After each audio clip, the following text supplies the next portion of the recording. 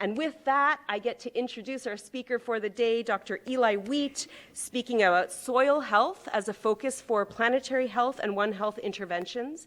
And some of you may know Dr. Wheat and may have taken classes with him before.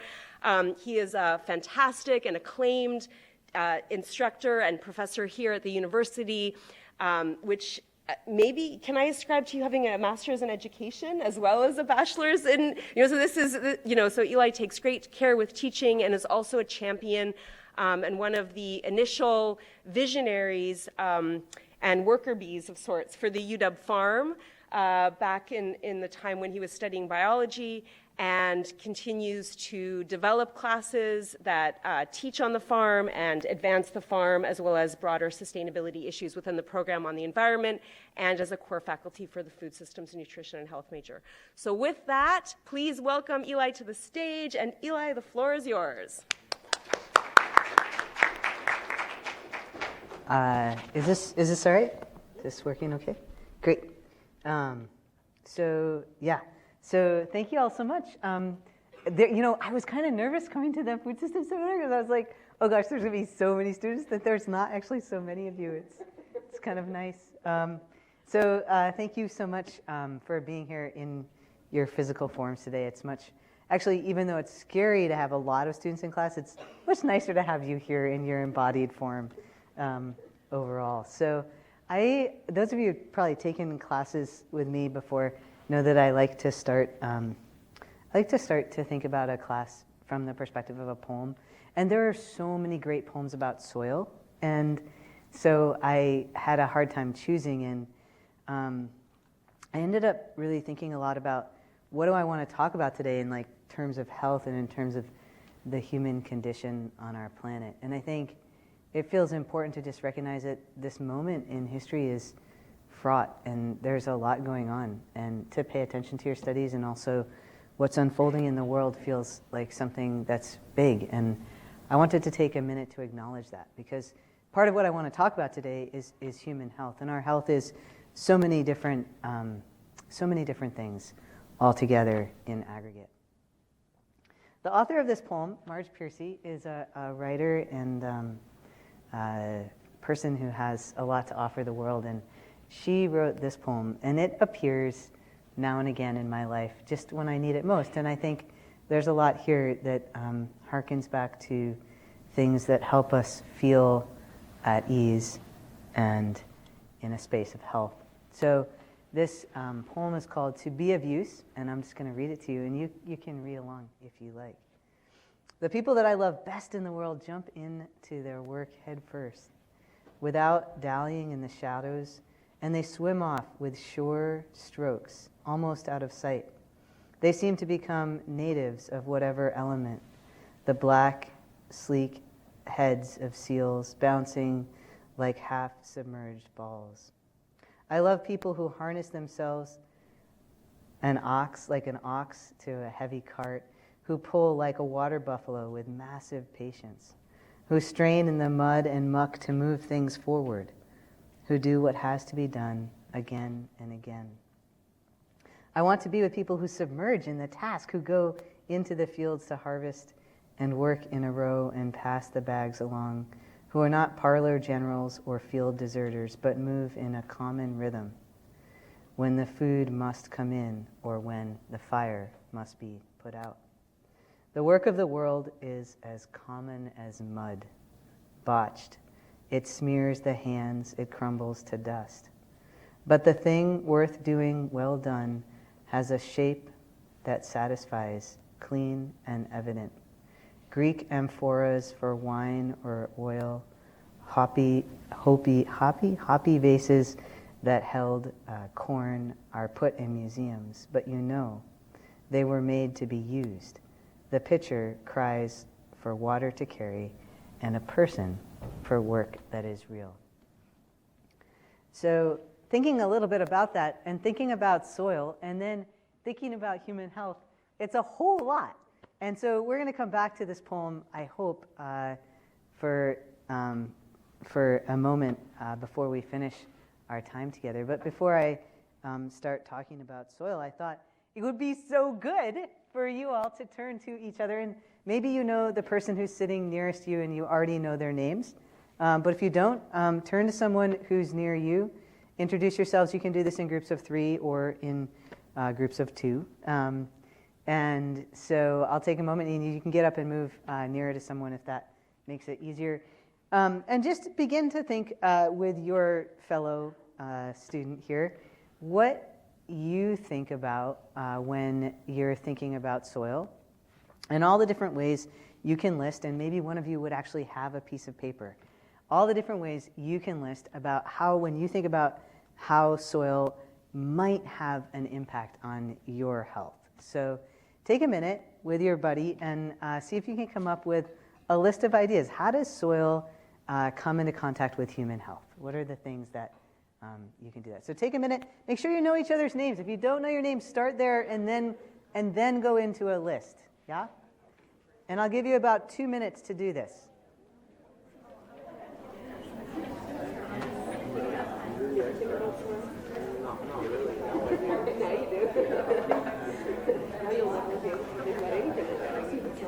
It is important.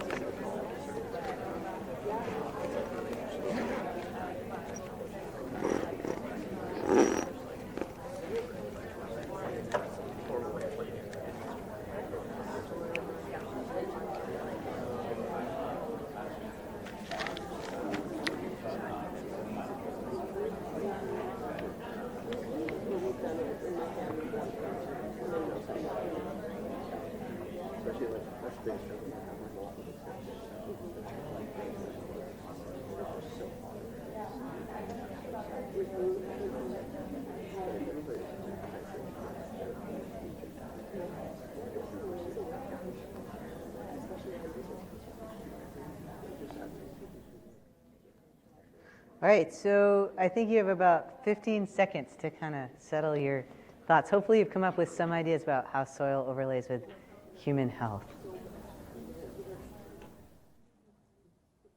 Okay, so this is the hardest part. This is the part where I ask you to tell me what you just talked about, and sometimes it's just really silent for a little while, but I actually do want to know what you just talked about, so I'll just wait, but maybe you could raise your hand, and if you're feeling shy, you don't have to share your own idea. If you're feeling shy of sharing your own idea, you could share the idea of someone else that you were just talking to, and that will take some of the pressure off of it. It could be like, that wasn't my idea, it was his. But you can share anyway. So so let me just hear from you all about how those two things intersect as you think about them. Please. As my lovely partner Ben said so beautifully, soil is like the Earth's best natural filter. So we put a lot of like gross stuff into the earth and the ground, like chemicals and manure, other stuff like that. And soil has this like amazing capability of filtering all that gross stuff out and then coming up with like a beautiful product that we can grow food in. Yeah, oh my gosh. Wow, so just for everyone who's like on the far side of the room or happening to tune in online, soil is like the Earth's okay, wait a minute. This was said by Ben and shared by Josephine. So gold star there, yeah. And soil, Ben is saying, is one of the best champions that we have to perform the work of filtration, right? So soil can take pretty dirty things, especially dirty water, pathogenic water that has pathogens in it, and turn it into cleaner water, right? So soil has this amazing filtration capacity. But not only that, soils can take some things that we think of as being really dirty and turning that into an amazing resource on which we can grow food, right? So that's a really wonderful intersection there between human health, planetary health, and our food system. How about another connection? Thank you, Josephine. That was great. Yes, please.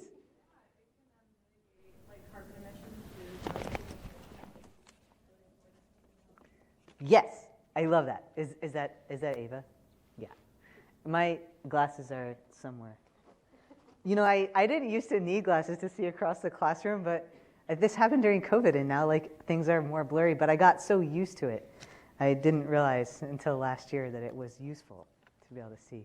Anyway, soil is amazing at capturing carbon, right? So soil can be and is probably one of our best assets when it comes to really thinking about how we might work at solving our carbon problem. So soil is really important for capturing carbon. And of course, climate change is something that's really impacting human health on a planetary scale, right? Both locally, we're beginning to see the impacts of that, but certainly internationally, the impacts of that are being felt in many different ways around our planet.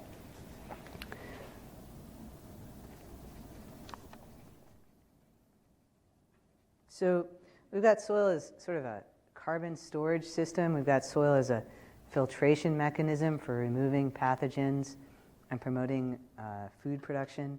Anybody else come up with any other intersections? Yes, please. Yeah, so my partner here came up with outdoor recreation, so just spending time with soil, whether it's hiking and gardening. Oh, yes, thank you so much. So soil can be really important for how we think about outdoor recreation. And importantly, to take that just a step further, when we interact with soil, when we touch soil, it actually changes our brain. Our brains love touching soil, and when we are touching soil and smelling healthy soil, we're actually getting feedback in our bodies. It releases chemicals in our body that make us feel good, right? So soil has this physiological impact on the actual state of our body, in addition to providing us with really important opportunities for outdoor recreation. Great. Oh, these are wonderful ideas. Does anyone have any other thoughts that they're thinking about soil? Okay, now, just a quick survey before I go on. In the last week, just a whole 7 days, yeah? How many of you feel like you had your hands in the dirt in the last 7 days? Just a quick show of hands. Nice and high. Look it around. That's a pretty great percentage of you had your hands in dirt. That's like half your class. Yona, gold star. What have you done? Were you all at the student farm? How many of you put your hands in the dirt at the student farm? Look, there's a lot of you. That's also wonderful. So the student farm is a great place where you can go and stick your hands in dirt. And of course, dirt isn't actually that hard to find. We can go look at dirt all around us, anywhere, even here on campus. You can do this, and I've done this here on campus. After doing it a few times, I learned that we're supposed to seek campus permission before we start digging holes. But the first few times I did this, I just went out with a tarp and a shovel and a group of students, and we dug wherever. It didn't occur to me that we should ask permission for doing that. But of course it makes sense because there's all sorts of things underground here in an urban space like this. But if you dig down in the university's soils, you can find something like this that is a soil horizon. This picture actually comes from Wikipedia, and there's a small little compass in the bottom corner there just so you can get a sense of the scale. This is about 1.5 feet deep in the soil, and you can see different layers of soil here.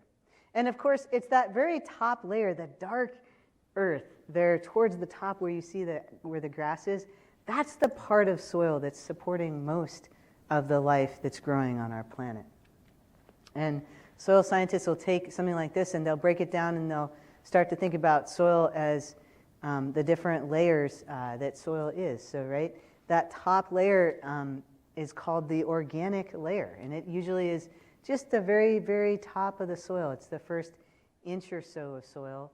And that combined with the A horizon, which is the next 10 inches or so, depending on how fertile the soil is, that's where most of the plant roots are. That's where most of the nutrition that plants need is stored. And that's the part of soil that agriculturalists are often messing with most actively. Yeah, it's that first foot or so of soil. So one of the things that I don't actually know if I have shared a little bit about who I am, but I'm Eli, and in addition to working here at the University of Washington, I own and operate a small sustainable organic farm.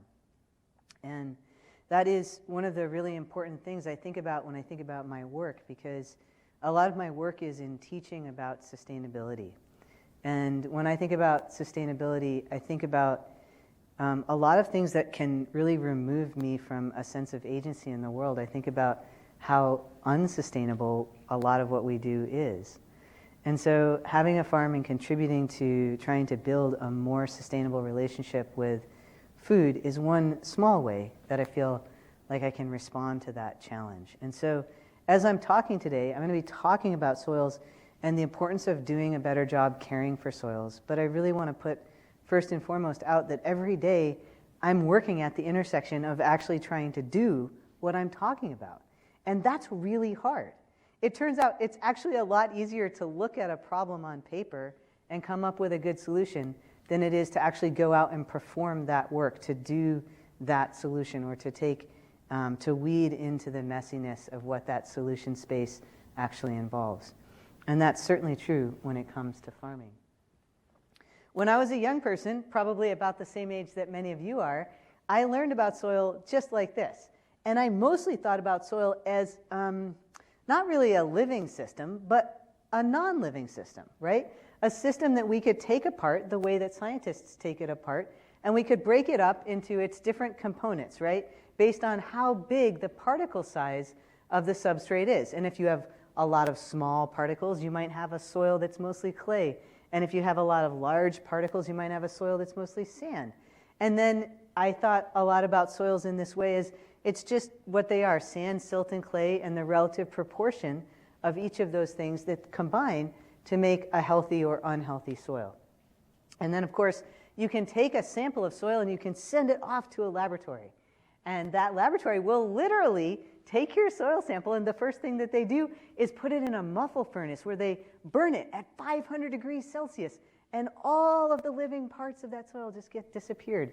And then they run it through a mass spectrometer, and they can tell you how much of the different nutrients that plants need are available in that soil to help plants grow. Does that make sense? That's how I learned about soil, and that's how I learned about what agriculturalists need to know about soil, which is how much nutrition is present in the soil to grow crops.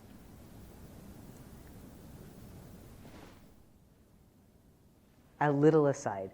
Do you all, I don't know if you ever have had to memorize these plant nutrients that are essential for plant growth, but you can remember it by this cute little phrase, C. Hopkins Cafe managed by mine cousins Mo and Claude. That's the little mnemonic device that you can help to remember the 16 essential plant nutrients that are contained in soil. C. Hopkins Cafe managed by my cousins Mo and Claude. You can say that tonight over dinner and see if you can remember all the important ingredients that come out that way. When we think about soil in this kind of way, we're not thinking about soil as it might relate to human health, because we're not thinking about anything about soil that's alive. And thinking about soil in these ways is what gets us to this kind of soil landscape.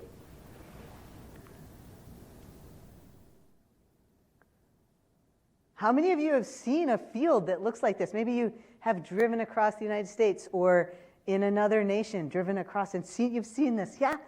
And a very famous farmer who's practicing regenerative agriculture, so a form of agriculture that's functioning to regenerate living soil systems, Gabe Brown. And he calls this kind of soil three things that I don't want my child to be, right? Naked, thirsty, running a fever. Yeah? That's what this soil is. It's naked, thirsty, and running a fever. Most of our agriculture is pursuing production by treating soil in this way. Naked, thirsty, running a fever. And many, many farmers agriculturalists, many community members, people involved in activism at a lot of different levels are beginning to say, hey, we need to do a better job. We need a different framework on which to think about soils. And importantly, soil science is beginning to pay attention to that. Soil science is beginning to say, hey, hang on, hold the train. We might have gone a little bit too far down the road of thinking about soils as non-living systems. Maybe there's something we can begin to think differently about.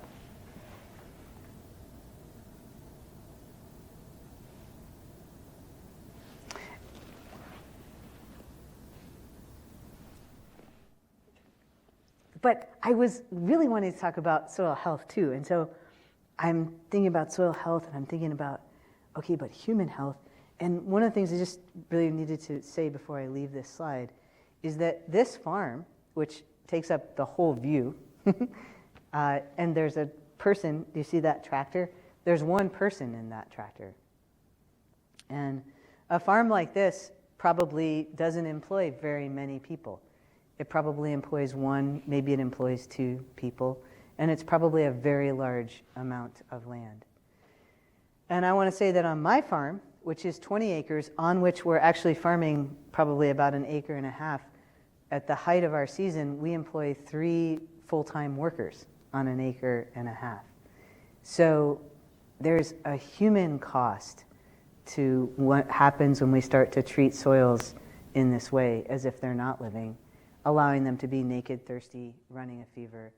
We're also treating soils in this way that enables us to degrade the health of human communities, right? And especially the health of human communities in rural areas, and especially the health of the workers who are performing the essential labor on these large farms. So there are all these health and justice consequences that happen when we start to treat soils in this way, that might not be directly related to how we're treating the soil, but are indirectly related to these important justice elements. One thing you'll note about this soil is how it doesn't look, it doesn't have that deep, brown, rich, moist color to it. And the color of soil is one of the ways we can begin to understand how it's working as a living system. It's not a perfect way, of course. It isn't always true that the darker and richer that soil looks, the better it is, but it is a general trend that you can begin to see.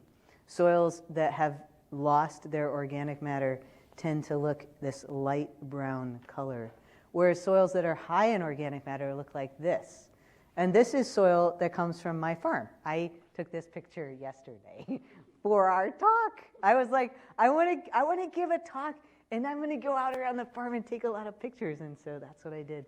But this soil is full of living systems, and in fact, in this tiny little handful of soil, you can see the little remnants of roots running across my hand, but also inside there, I don't know if you can see in the back, but maybe you can see here.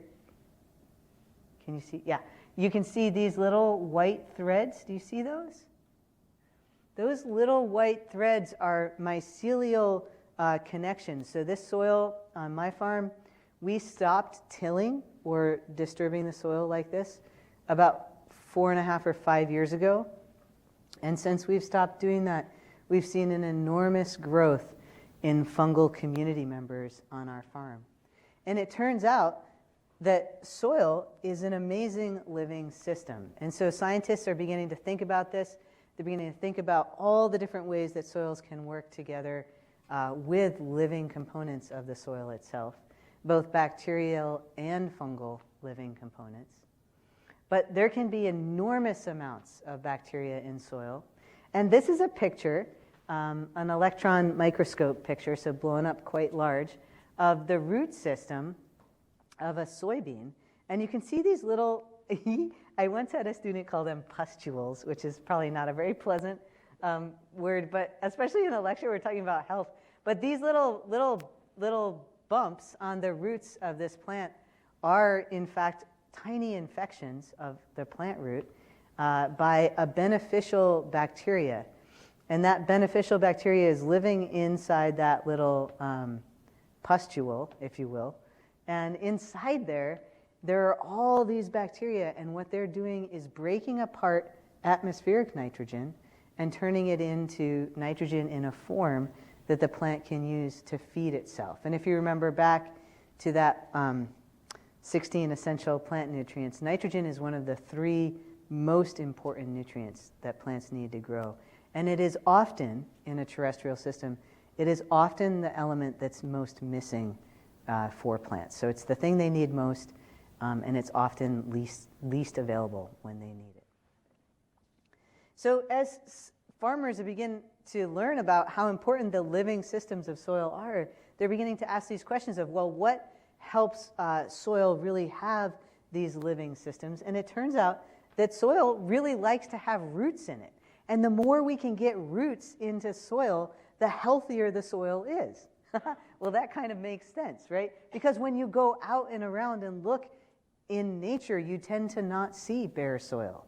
Most soil in most systems is covered with, they might be covered with layers of forest duff, decomposing matter, or growing things, right? So soil wants to grow things. As soon as you make an opening in a forest, a lot of different organisms will start to sprout there and move in.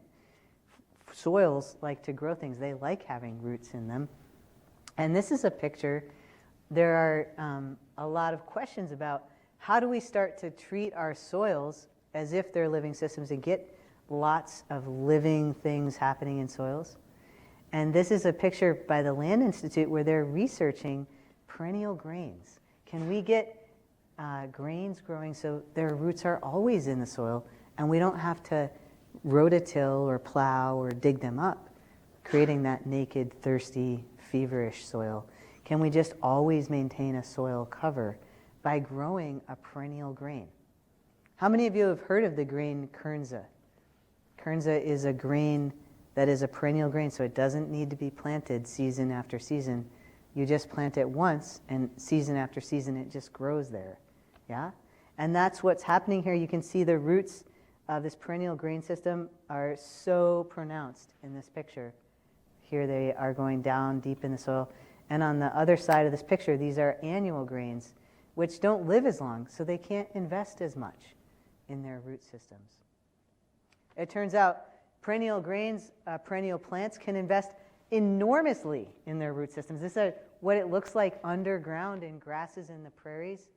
And it turns out all that beautiful prairie land in the Midwest where we grow so much of our food right now, those deep black soils are the investment of generations of plants growing year after year, depositing carbon deep into the soil itself.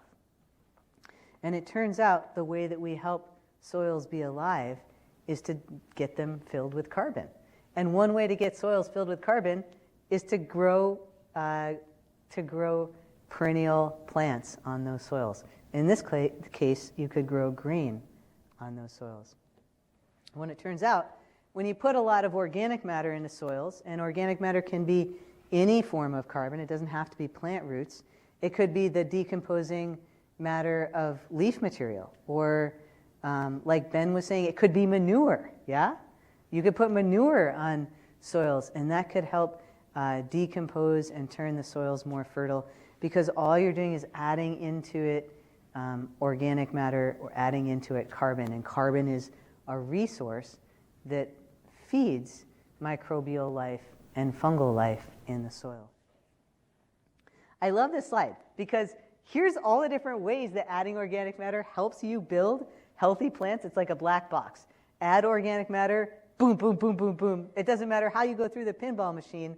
All these great things happen, and the end result is healthy plants. This is from a textbook for farmers put out by the United States Soil Conservation Service, which is pretty funny. But it's great. When you add organic matter, you get more biology happening in your soil. You get higher rates of decomposition. Those higher rates of decomposition provide the nutrients your plants need. So that's a really important piece.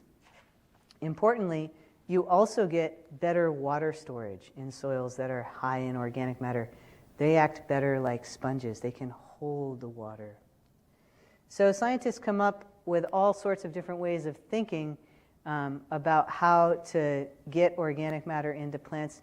And soil scientists are focused on healthy plants. But a lot of soil scientists are not focused on the other part of this equation, right? The place of like healthy people. What's the relationship here between how we're farming and how human communities assemble? Which actually, that's kind of messed up, because ecologists, people who study ecosystems, are very, very concerned with the question of how ecosystems assemble, how they come together, how do you take a blank slate and then help build a functional ecosystem, right? This question of ecosystem assembly is one of the primary questions that ecologists are studying. And what's weird about that is that they're not thinking much when they think about that, about how human ecosystems assemble, how human communities are interacting with these ecological systems. But they have profound impacts. So scientists create diagrams like this that talk about all the different wonderful things that happen when you start to invest in not tilling your soil, but keeping your soil covered and caring for your soil as a living system. All of these good things happen. You get lots of beneficial soil organisms. You get better nutrient uptake. You get better water storage. You get higher rates of carbon capture in your soils. All those things are really important. But they don't talk much, soil scientists don't talk much about humans and human community. And we probably should be talking about humans and human community, because it turns out when you start to take care of soil like a living system, you need a lot more people to be engaged in that work. You can't take care of 140 acres all by yourself if you're farming with living systems at the heart of what you're doing. You need living human communities to help you do that. And you need living animal communities to help you do that. And all of that management means having a lot of people engaged in the system. When you get a lot of people engaged in the system, it becomes really easy to get a lot of soil organic matter on your fields. And so this is a comparison between our farm where we've been farming and our farm where we haven't been farming, in terms of how much organic matter we've gotten into the soil. So the two hallmarks here is, this says conventional, but this isn't conventional. This is just the soil adjacent to where I'm farming, on my farm. And this is the soil where I'm farming, in terms of how much organic matter has gotten into the system. That's a lot of organic matter coming in through things like cover crops and composting, but the soils on our farm are almost always covered in one way or another to protect the most important resource of our farm, which is the living system of the farm. And of course, that's doing an enormous amount to sequester carbon, and we can talk a lot more about this, but our agricultural soils on our planet could be doing an enormous amount to capture the carbon that we've been releasing into the atmosphere. And if we start to take care of our soils and feed the organic matter, we see all these gains and all sorts of important biodiversity measurements in the soil. We see a lot more earthworms. We see a lot more bacterial and fungal communities. And all we have to do is stop running our tractors and tilling and plowing and disking those plants. But what does that actually look like in reality? That looks like a lot of work. So when you stop messing with your soil physically using tractors, you have to start thinking about taking care of your soil as if it's a living system. And that means taking care of it more with our hands and less with machines. And so when we start to do this, we get soils that become dominated by these fungal communities, right? And these fungal decomposers are at work mining for us the nutrition that plants need in order to grow. So I'm no longer having to buy fertilizer for my fields. All I'm doing is adding compost to my field, and my fields are doing the work for me of getting the nutrition that my plants need.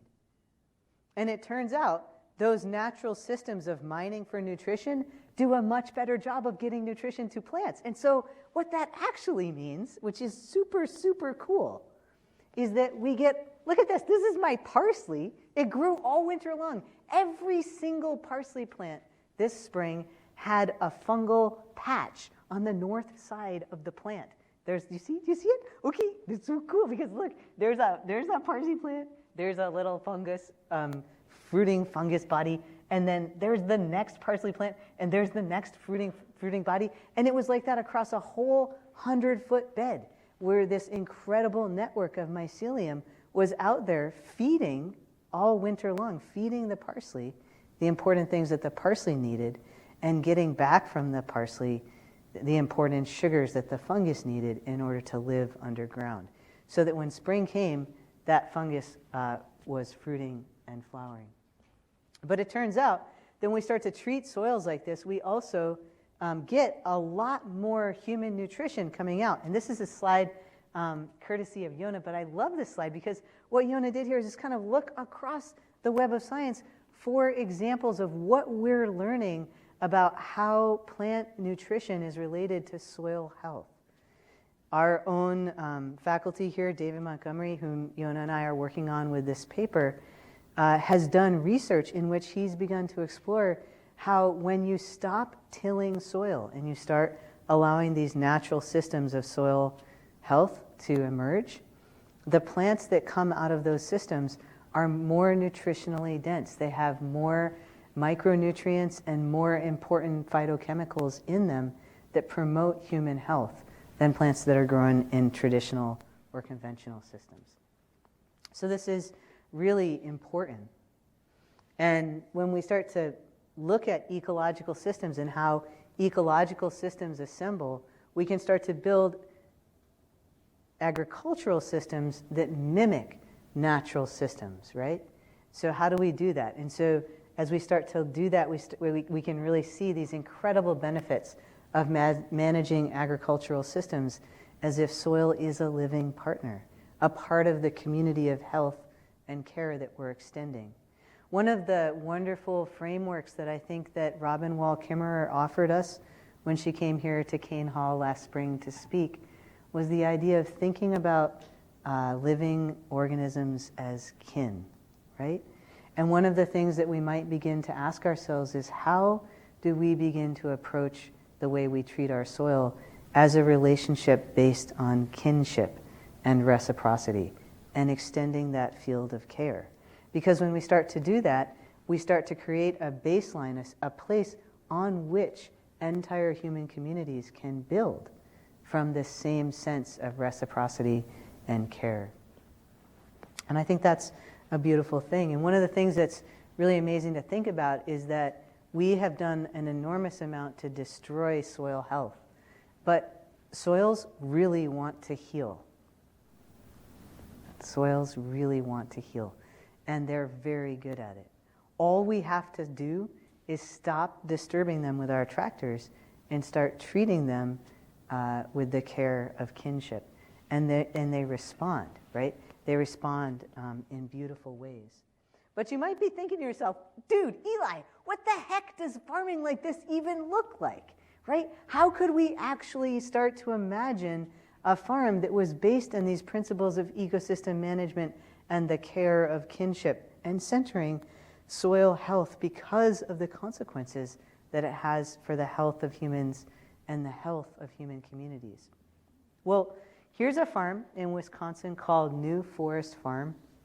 It's run by a guy named Mark Shepard. And he's all the things you might imagine a farmer who's farming this way to be. He's a little bit crazy. But this farm is 160 acres. And this is what it looks like. It's a dynamic, robust ecosystem. It's supporting in the summertime, he's employing 16 people full-time on this farm to help manage this complex ecosystem. And that employment is not dead-end employment. It's not backbreaking employment like go on your hands and knees and harvest, 10,000 bunches of radishes all day long, right? This is a kind of agricultural labor that's really meaningful, that has opportunity and helps keep people meaningfully employed in rural places, right? It's not contributing to the degradation of rural communities. It's building industry, it's building capacity, and it's building opportunity. And as it's doing that, it's also restoring the ecosystem, because you can see as you scan out from this farm that the fields around this dynamic 160-acre farms are just monocultures of corn and hay. Yeah? And on those fields, there's not biodiversity. But on these fields, he's seen the return of 3 species that were thought to be extinct from that area, locally extinct from that area, have come back in as he started to farm in this way. And one of the really cool things of beginning to farm in the image of natural ecosystems is that you can see all the weird lines of what he's done here, but all of his plantings are being done on the contours of that farm. So they're trying to conserve water as much as possible.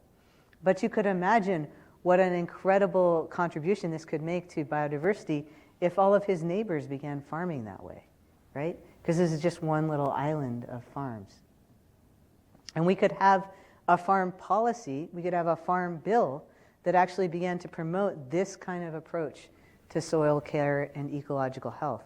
And that farm bill would do a whole lot to change the dynamics of life in rural America. And that's a very important thing for us to be thinking about in this moment of divisiveness in American culture. I think that this slide really begins to kind of help us think what it might be like if we began to think about ecosystem-based ideas in the management of public health, and how we can think about these ideas as things that could, in really important ways, contribute meaningfully to our public health and to the health of human communities here. So Jonas said I should be sure to end a few minutes early so that there's some time for questions. So I'll leave this slide up and really want to invite you to ask a question, and you can say it's your neighbor's question if you don't want to ask it yourself. But I would love to hear some questions or thoughts that you have as you are thinking about this. Yes, please, Jasmine.